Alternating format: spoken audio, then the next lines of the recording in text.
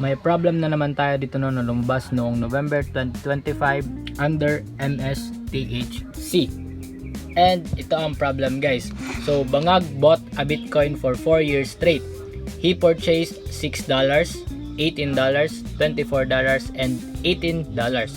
The current value of these coins is modeled by T of x is equal to 6x raised to 4 plus 18x raised to 3 plus 24x raised to 2 and then plus 18x, where x represents the average rate of return plus 1. Find the average rate of return if the coins are worth 81.58. Okay? So itong problem na ito, guys, is may kinalaman sa engineering econ. So analyze muna natin yung problem, guys. So ang x daw represents the average rate of return plus 1.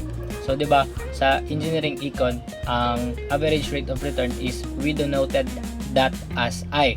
So if i-rearrange lang natin itong equation ito ay equal to 1 plus I.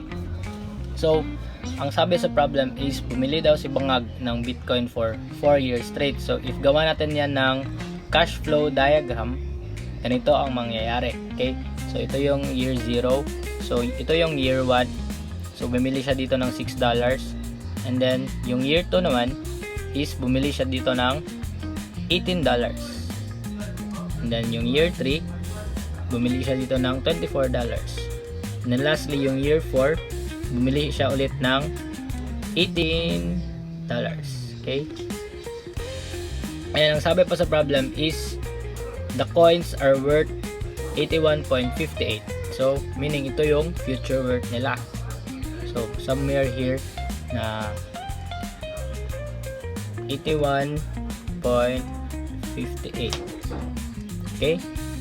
So 'di ba sa engineering econ, meron tayong formula na future worth is equal to present worth 1 plus I raised to n.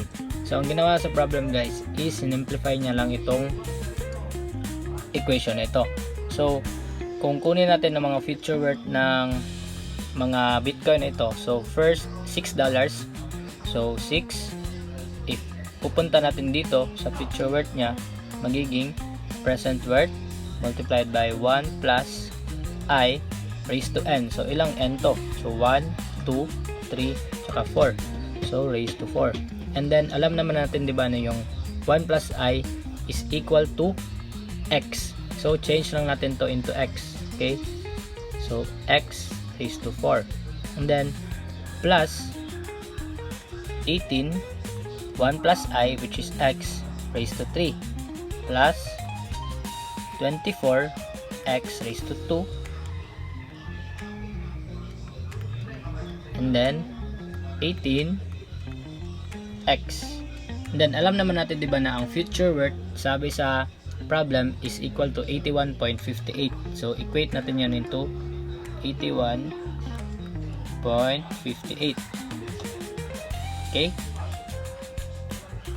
So ang mangyayari dito, guys, is if i-shift solve natin to agad sa calculator natin, ang makukuha nating x dito is equal to 1.099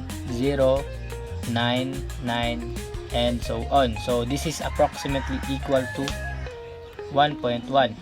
And then alam naman natin, 'di ba, na ang x is equal to 1 plus I. So ang 1 is equal to 1 plus I. So ang makuha nating I dito, guys, is equal to 0.1. Ito yung answer, guys. So sa choices, ito ay letter A. So, ganun lang kasimple sa ating board exam, guys. I hope meron kayong natutunan. Bye-bye!